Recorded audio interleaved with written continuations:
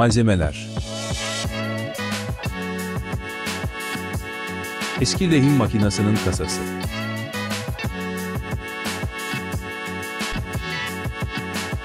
kızdırma bujisi. Kızdırma bujisi dizel arabalarda bulunan bir eleman. Biraz da kabloya ihtiyacımız var.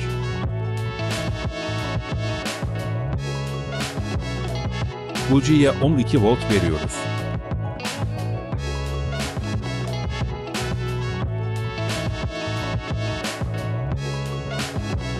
Saniyeler içinde ısınıyor.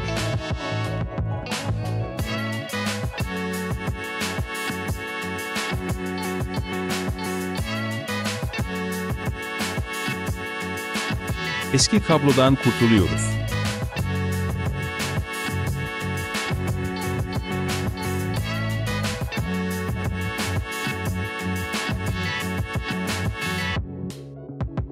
Yeni kabloyu geçirip montaja başlıyoruz.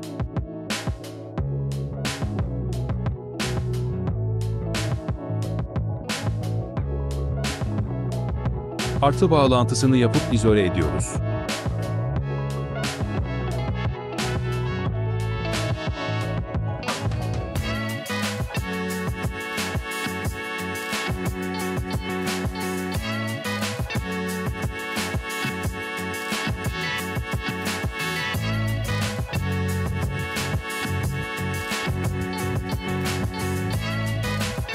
Eksi bağlantısını yapıyoruz.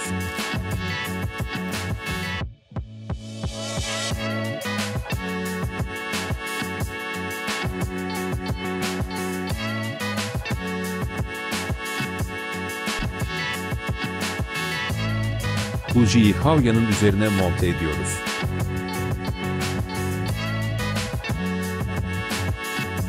Havya ucunu bujinin üstüne takıp güzelce sıkıyoruz. Havyamız hazır.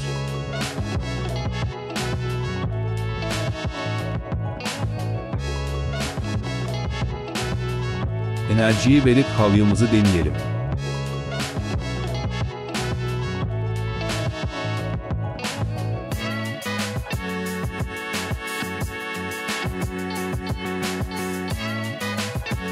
Havyamızla karttan bir kondansatör sökelim.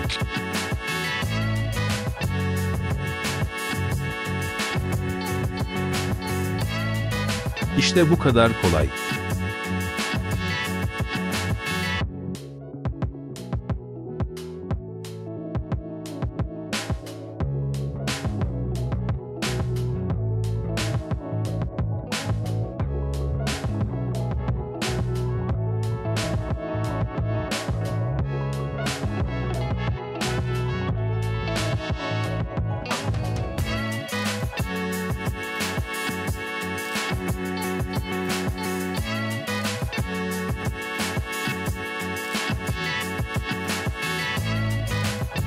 Başarılı bir çalışma oldu. İzlediğiniz için teşekkürler. Abone olursanız sevinirim.